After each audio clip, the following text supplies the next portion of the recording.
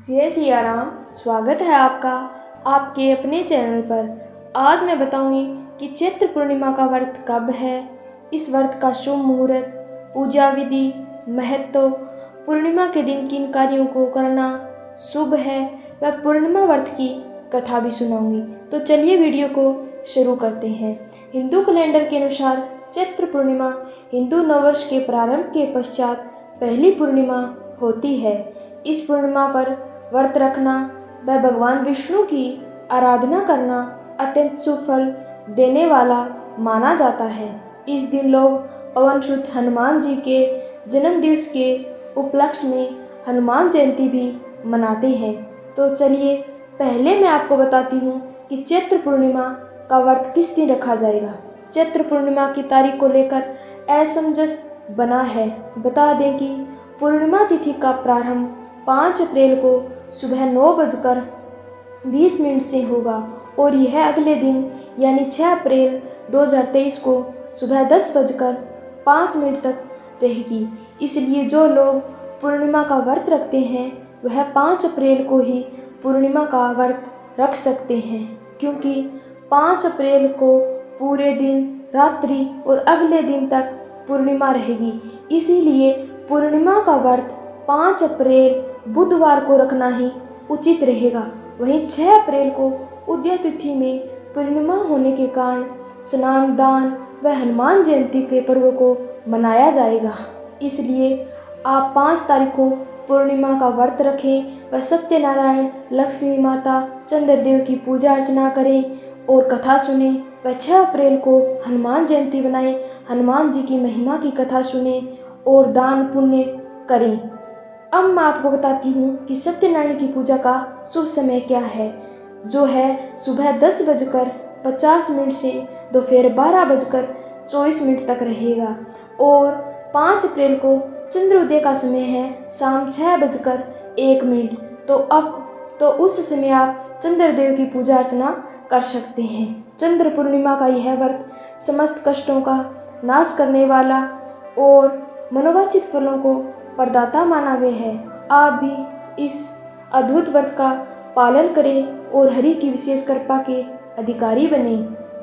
अब मैं आपको चैत्र पूर्णिमा की पूजा विधि के बारे में बताती हूँ। हिंदू धर्म में पूर्णिमा तिथि को बहुत महत्वपूर्ण माना जाता है। इस तिथि पर स्नान दान, विष्णु पूजा और पितरों को तर्पण देने का विधान है।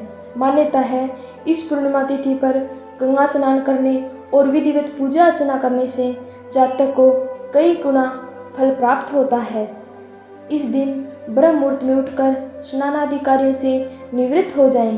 पूर्णिमा के दिन वैसे तो गंगा स्नान का विशेष महत्व है, लेकिन ये अगर संभव नहीं हो तो आप किसी पवित्र जलाशय या नदी में स्नान कर सकते हैं। अगर ये भी संभव न हो तो घर के जल में गंगा जल मिलाकर स्नान करें। प्रातःकाल में स्नान के बाद सूर्य देव को अर्घ्य दें और व्रत का संकल्प लें। पूर्णिमा तिथि पर भगवान विष्णु और लक्ष्मी माता की पूजा का विशेष महत्व है। इसलिए पूर्व दिशा में एक चौकी स्थापित कर लें और चौकी पर पीला वस्त्र बिछा लें। चौकी पर गंगा जल छिड़क कर स्थान को शुद्ध कर लें। अब चौकी पर अक्षत के कुछ दाने आसन के रूप में डालें और भगवान विष्णु, लक्ष्मी और गणेश भगवान की प्रतिमा स्थापित कर लें। गणेश कलश में रखे जल को एक फूल की सहायता से स्नान के रूप में सभी देवी देवताओं पर छिड़क दें। इसके पश्चात चौकी की दाईं ओर या आपके बाईं ओर एक दीपक प्रज्वलित करें और ओम नमो भगवते वासुदेवाय नमः मंत्र का जाप करें। सबसे पहले भगवान गणेश की पूजा करें, फिर हरि और लक्ष्मी जी की पूजा करें, उन्हें तिलक करें, अक्षत फल फूल अर्पित करें। इसके पश्चात विष्णु भगवान को जनेऊ चढ़ाएं, पुष्प सभी अर्पित कर दें। इसके पश्चात चौकी पर धूप जलाएं। अब भोग में भगवान विष्णु, माँ लक्ष्मी को पंचामृत, पंजीरी, केला व अन्य फल फूल मिठाई अर्पित करें और विष्णु भगवान को तुलसी अवश्य अर्पित करें। गणेश भगवान को फल और मिठाई अर्पित करें, तुलसी अर्पित ना करें। भोग के साथ भगवान को दक्षिणा भी अर्पित करें। अब पूर्णिमा की कथा सुने, सत्यनारायण भगवान की कथा सुने। इसके पश्चात भगवान विष्णु की आरती उतारें। अंत में हाथ में अक्षत और पुष्प लेकर भगवान से पूजा में हुई किसी भी भूल के लिए क्षमा याचना करें और फिर अक्षत व पुष्प को भगवान के चरणों में छोड़ दें। इसके पश्चात अगर आप व्रत रख रहे हैं तो फलाहार करें और बाकी में परिवारजनों में प्रसाद वितरित कर दें। आप पूर्णिमा के दिन विष्णु भगवान लक्ष्मी की पूजा अवश्य करें। अगर आप व्रत रख रहे हैं तो बहुत अच्छा है, अगर ना रख रहे हैं फिर भी पूजा करें व कथा का श्रवण तो अवश्य करें, जिससे आपको पुण्य फल की प्राप्ति होगी। अब मैं आपको पूर्णिमा व्रत के महत्व के बारे में बताती हूँ। चैत्र पूर्णिमा पर किसी पवित्र नदी में स्नान करके भगवान विष्णु की पूजा करने एवं व्रत का संकल्प लेने का विशेष महत्व है। यदि इस दिन गंगा स्नान संभव हो तो श्रेष्ठ फल की प्राप्ति होती है। इस दिन यदि सच्ची आस्था से श्री सत्यनारायण भगवान की उपासना की जाए व उनकी कथा का पाठ किया जाए तो सांसारिक सुखों के साथ साथ मरणोपरांत मोक्ष की प्राप्ति होती है। ये दिन विष्णु भक्तों के साथ साथ हनुमान जी के भक्तों के लिए भी अत्यंत महत्वपूर्ण है। इस दिन हनुमान जयंती के रूप में बनाया जाती है। ऐसी मान्यता है कि इस दिन पवन पुत्र श्री हनुमान जी की उपासना करने से जीवन के समस्त कष्टों का निवारण होता है व दुख दरिद्रता की समाप्ति होती है। इस पर्व पर प्रातःकाल स्नान करके भगवान सूर्यदेव को अर्घ दिया जाता है और रात्रि के समय चंद्रदेव की पूजा के पश्चात उन्हें अर्घ देने का विशेष महत्व है। ऐसी मान्यता है कि चंद्र अर्घ के बिना चैत्र पूर्णिमा व्रत का पूर्ण फल प्राप्त नहीं होता है। चैत्र पूर्णिमा तिथि पर दान पुण्य का भी विशेष महत्व है। ऐसी मान्यता है यदि इस दिन घड़े में कच्चा अन्न डालकर किसी निर्धन व्यक्ति को दान दिया जाए तो कभी भी धन धान्य की कमी नहीं होती। अब मैं आपको चैत्र पूर्णिमा पर जरूर किए जाने वाले कुछ खास काम बताती हूँ। चैत्र पूर्णिमा व्रत वाले दिन सुबह शुभ मुहूर्त में भगवान सत्यनारायण का पूजन और कथा करें। मान्यता है इससे घर में समृद्धि आती है और सुख शांति बनी रहती है। कथा के बाद ब्राह्मण भोजन अवश्य कराएं, इससे व्रत का पूर्ण फल प्राप्त होता है। पूर्णिमा पर तीर्थस्थान बहुत महत्वपूर्ण माना जाता है।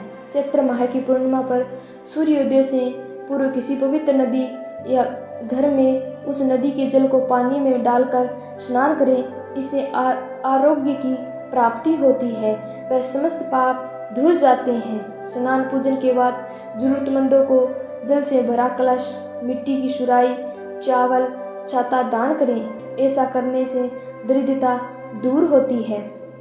शास्त्रों में बताया गया है कि पूर्णिमा तिथि के दिन पिंपल के वृक्ष में माता लक्ष्मी का वास रहता है, इसलिए इस दिन पिंपल के वृक्ष को जल अर्पित करें और संध्या के समय पेड़ के नीचे दीपक जलाएं। चैत्र पूर्णिमा के दिन चंद्रदेव की पूजा का भी विशेष महत्व है, इसलिए रात्रि के समय चंद्रदेव को कच्चे दूध में चावल मिलाकर अर्घ दें और चंद्रदेव की से प्रार्थना करें कि जीवन में सुख शांति बनी रहे।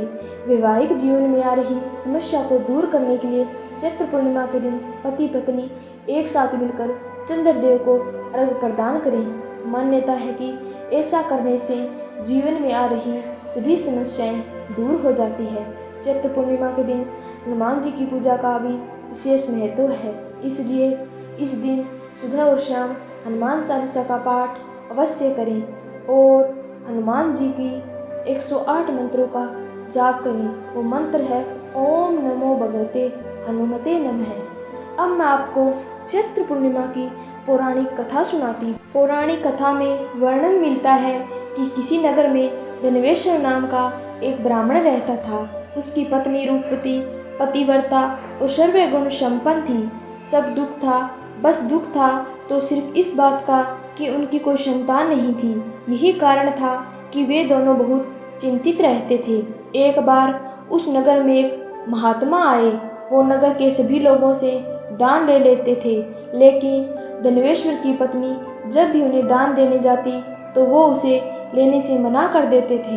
एक दिन धनवेश्वर ने उन महात्मा के पास जाकर पूछा, हे महात्मन, आप नगर के सभी लोगों से दान लेते हैं, लेकिन मेरी पत्नी के हाथ का दान क्यों नहीं स्वीकार करते? हमसे अगर कोई भूल हुई हो तो हमें ब्राह्मण दंपति आपसे क्षमा याचना करते हैं। महात्मा बोले, नहीं विप्र, तुम बहुत ही विनम्र और हमेशा आदर सत्कार करने वाले ब्राह्मण हो। तुमसे भूल तो कदापि नहीं हो सकती।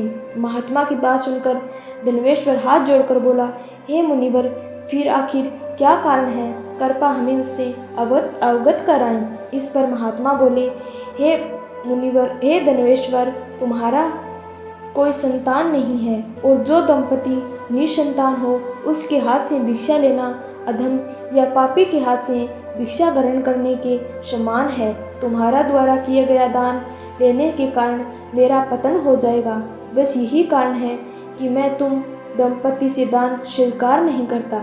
महात्मा के ये वचन सुनकर धनवेश्वर उनके चरणों में गिर पड़ा और विनती करते हुए बोला, हे महात्मन, संतान ना होना ही तो हम पति पत्नी के जीवन की सबसे बड़ी निराशा है। यदि संतान प्राप्ति का कोई उपाय हो तो बताने की कृपा करें मुनिवर। ब्राह्मण का दुख देकर महात्मा बोले, हे ब्राह्मण, तुम्हारे इष्ट कष्ट का एक निवारण अवश्य है। तुम 16 दिनों तक श्रद्धापूर्वक काली माता की पूजा करो। माँ प्रसन्न होगी तो उनकी कृपा से अवश्य तुम्हें पुत्र रत्न की प्राप्ति होगी। इतना सुनकर धनवेश्वर बहुत खुश हुआ। उसने कृतज्ञतापूर्वक महात्मा का आभार प्रकट किया और घर आकर पत्नी को सारी बातें बताई। पति पत्नी को महात्मा द्वारा बताई गई उपाय से आशा की एक किरण दिखाई दी और धनवेश्वर माँ काली की उपासना के लिए वन में चला गया। ब्राह्मण ने पूरे 16 दिन तक काली माँ की पूजा की और उपवास रखा। उसकी भक्ति देखकर और विनती सुनकर माँ ब्राह्मण के सपने में आई और बोली, हे धनवेश्वर, तुम निराश मत हो। मैं तुम्हें संतान के रूप में पुत्र रत्न की प्राप्ति का वरदान देती हूँ, लेकिन 16 साल की अल्पायु में ही तेरे पुत्र की मृत्यु हो जाएगी। माता ने कहा, यदि तुम पति पत्नी विधि पूर्वक 32 पूर्णिमासी का व्रत करोगे तो तुम्हारी संतान दीर्घायु हो जाएगी। प्रातःकाल जब तुम उठोगे तो तुम्हें यहाँ आम का एक वृक्ष दिखाई देगा। उस पेड़ से एक फल तोड़ना और ले जाकर अपनी पत्नी को खिला देना। शिव जी की कृपा से तुम्हारी पत्नी गर्भवती हो जाएगी। इतना कहकर माता अंतर्ध्यान हो गई। प्रातःकाल जब धनवेश्वर उठा तो उसे आम का एक वृक्ष दिखा जिस पर बहुत ही सुंदर फल लगे थे। वो माँ काली के कहे अनुसार फल तोड़ने के लिए वृक्ष पर चढ़ने लगा। उसने कई बार प्रयास किया लेकिन फिर भी फल तोड़ने में असफल रहा। तभी उसने विघ्नहरण गणेश भगवान का सुमरन किया और गणपति की कृपा से इस बार वो वृक्ष पर चढ़कर फल तोड़ लाया। धनवेश्वर ने अपनी पत्नी को वो फल दिया जिसे खाकर वो कुछ समय बाद गर्भवती हो गई। पत्नी दंपति काली माँ के निर्देशन के अनुसार हर पूर्णिमा पर दीप जलाते रहे। कुछ दिन बाद भगवान की शिव की कृपा हुई और ब्राह्मण की पत्नी ने एक सुंदर बेटे को जन्म दिया जिसका नाम उन्होंने देवीदास रखा। जब पुत्र 16 वर्ष का हुआ तो माता पिता को चिंता होने लगी कि इस वर्ष उनकी मृत्यु निश्चित है। दंपति ने देवीदास के मामा को बुलाया और कहा, तुम देवीदास को विद्या देने के लिए काशी ले जाओ और 1 वर्ष बाद वापस आना। दंपति पूरी आस्था के साथ पूर्णमासी का व्रत कर पुत्र की दीर्घायु की कामना कर रहे थे। इधर काशी प्रस्थान के बाद मामा भांजा एक गांव से गुजर रहे थे। वहाँ एक कन्या का विवाह हो रहा था, परंतु विवाह होने से पूर्व ही उसका वर अंधा हो गया। तभी वर के पिता ने देवीदास को देखा और मामा से कहा, तुम अपना भांजा कुछ समय के लिए हमें दे दो, विवाह संपन्न हो जाए उसके बाद ले जाना। ये सुनकर मामा ने कहा, यदि मेरा भांजा ये विवाह करेगा तो कन्यादान में मिले धनराशि पर हमारा अधिकार होगा। वर के पिता ने मामा की बात स्वीकार कर ली और देवीदास के साथ कन्या का विवाह संपन्न हो गया। इसके पश्चात देवीदास पत्नी के साथ भोजन करने बैठा, लेकिन उसने उस थाल को हाथ नहीं लगाया। ये देखकर पत्नी बोली, स्वामी, आप भोजन क्यों नहीं कर रहे हैं? आपके चेहरे पर ये उदासी कैसी? तब देवीदास ने सारी बात बताई। यह सुनकर कन्या बोली, स्वामी, मैंने अग्नि को साक्षी मानकर आपके साथ फेरे लिए हैं और मैं आपके अलावा किसी और को अपना पति स्वीकार नहीं करूँगी। पत्नी की बात सुनकर देवीदास ने कहा, ऐसा मत कहो, मैं अल्प आयु हूँ। कुछ ही दिन में 16 वर्ष की आयु होते ही मेरी मृत्यु निश्चित है। लेकिन पत्नी ने कहा, जो भी हो उसके भाग्य में लिखा होगा वो उसे स्वीकार होगा। देवीदास के बहुत कहने पर भी जब वो नहीं मानी तो देवीदास ने उसे एक अंगूठी दी और कहा, मैं विद्या देने के लिए काशी जा रहा हूँ, लेकिन तुम मेरे जीवन मरण के बारे में जानने के लिए एक पुष्प वाटिका तैयार करो। उसमें भांति भांति के पुष्प लगाओ और उन्हें जल से सिंचित करो। यदि वाटिका हरी भरी रही, पुष्प खिले रहे तो समझना मैं जीवित हूँ, और जब ये वाटिका सूख जाए तो मान लेना कि मेरी मृत्यु हो चुकी है। इतना कहकर देवीदास काशी चला गया। प्रातःकाल जब कन्या ने दूसरे वर को देखा तो बोली, ये मेरा पति नहीं है, मेरा पति काशी पढ़ने गया है। यदि इसके साथ मेरा विवाह हुआ है तो बताएं कि रात्रि में मेरे और इसके बीच क्या बातें हुई थी और इसने मुझे क्या दिया था। ये सुनकर वर बोला, मुझे कुछ नहीं पता, और पिता पुत्र लज्जित होकर चले गए। उधर एक दिन प्रातःकाल एक सर्प देवीदास को डसने के लिए आया, लेकिन उसके माता पिता द्वारा किए जाने वाले पूर्णिमा व्रत के प्रभावों के कारण वो उसे डस नहीं पाया। तत्पश्चात काल समय वहाँ आए, उसके शरीर से प्राण निकालने लगे। देवीदास मूर्छित होकर गिर पड़ा। तभी वहाँ माता पार्वती और शिव आए। देवीदास को मूर्छित देखकर देवी पार्वती बोली, हे स्वामी, देवीदास की माता ने 32 पूर्णिमा का व्रत रखा था, इसके फलस्वरूप कृपया आप इसे जीवन दान दें। माता पार्वती की बात सुनकर भगवान शिव ने देवीदास को पुनः जीवित कर दिया। उधर देवीदास की पत्नी ने देखा कि पुष्प वाटिका में एक भी पुष्प नहीं रहा। वो जान गई कि उसकी पति की मृत्यु हो चुकी है और रोने लगी। तभी उसने देखा कि वाटिका पुनः हरी भरी हो गई है। यह देखकर वो बहुत प्रसन्न हुई। उसे पता चल गया कि देवीदास को प्राणदान मिल चुका है। जैसे ही देवीदास 16 वर्ष का हुआ, मामा भांजा काशी वापस चल पड़े। रास्ते में जब वो कन्या के घर गए तो उसने देवीदास को पहचान लिया और अत्यंत प्रसन्न हुए। धनवेश्वर उसकी पत्नी भी पुत्र को जीवित पाकर हर्ष से भर गई।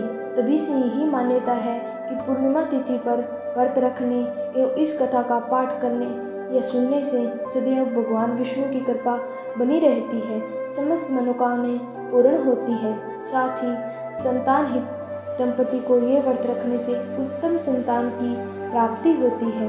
तो भक्तों, ये थी चैत्र पूर्णिमा की पावन कथा। हमारी यही कामना है कि आपका ये व्रत सफल हो और संपूर्ण फल आपको प्राप्त हो। तो बोलिए विष्णु भगवान की जय हो। आपको हमारी कथा कैसी लगी कमेंट बॉक्स में ज़रूर बताना, और यदि अभी तक हमारे चैनल को सब्सक्राइब नहीं किया है तो चैनल को सब्सक्राइब करें, ताकि इसी प्रकार की आपके लिए हम कथाएं लेकर आते रहें। धन्यवाद।